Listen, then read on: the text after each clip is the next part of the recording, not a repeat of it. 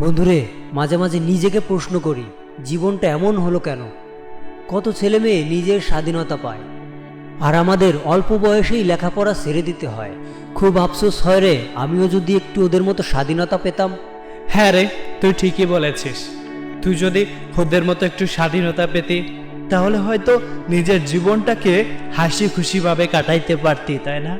কিন্তু কখনো কি এটা ভেবে দেখেছিস, আজ তুই যেইখানে আছিস এইখানে একটা মানুষের স্বপ্ন হয়ে দাঁড়িয়েছে?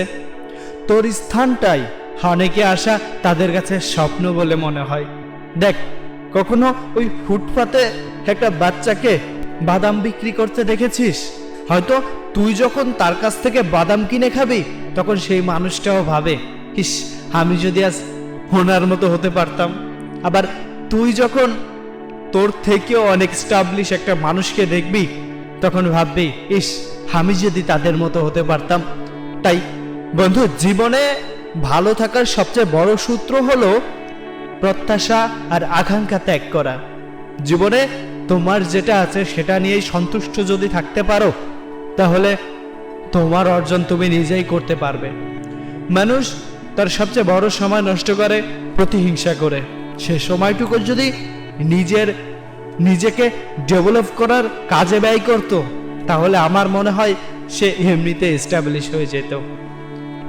ওই পাহাড়ের চূড়ায় উঠতে গিয়ে যদি তুমি নিচে দাঁড়িয়ে ভাবো হত উচ্চতায় তুমি কিভাবে উঠবে, তাহলে হয়তো কখনো তোমার সেই দুঃসাহস ঝুঁকি নেওয়াই হবে না। কিন্তু তুমি উপরের দিকে না তাকিয়ে একটু একটু করে আগাতে থাকো, তোমার কাছে সমতল ভূমি বলে মনে হবে। তাই জীবনটাকে সহজ মনে করে, কারো ওপর প্রত্যাশা না রেখে, জীবনকে আফসোস বলে না করে এটা ভাবো, তুমি সামাজিক জীব, তোমার কোনো কিছুর প্রতি আকর্ষণ থাকবে, এটা স্বাভাবিক। কিন্তু তোমাকে মনে রাখতে হবে, Allah has better plans for you. সৃষ্টিকর্তা তোমার থেকেও তোমাকে নিয়ে বেশি ভাবেন।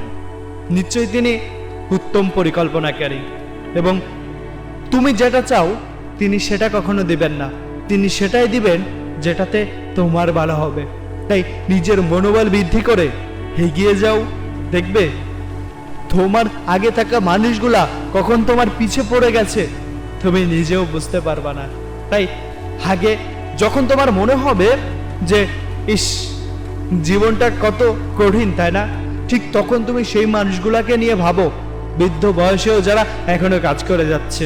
তুমি সেই মানুষগুলাকে নিয়ে ভাবো যে মানুষগুলা পড়াশোনার সুযোগটুকু অন্তত পায়নি, বরঞ্চ ছোট্টবেলা থেকে পরিবারে বোঝা মাথায় নিয়ে কঠোর পরিশ্রম করে যাচ্ছে। তুমি এখনো দেশে পড়ে আছো, ওই প্রবাসী ভাইয়ের কথা চিন্তা করো। পরিবারকে ভালো রাখার জন্য আজ কত দূরে দিনের পর দিন, মাসের পর মাস কাটাচ্ছে। তাহলে তুমি কেন নিজেকে হতভাগা মনে করো? তুমি কেন মনে করো তুমি কষ্টে আছো? তুমি কেন মনে করো তুমি ভালো নেই? তাই আমার মনে হয় মুখে একটু মুচকি হাসি দিয়ে তোমার কাজে তুমি এগিয়ে যাও, দেখবে তোমার সফলতা সুনিশ্চিত, ইনশাআল্লাহ।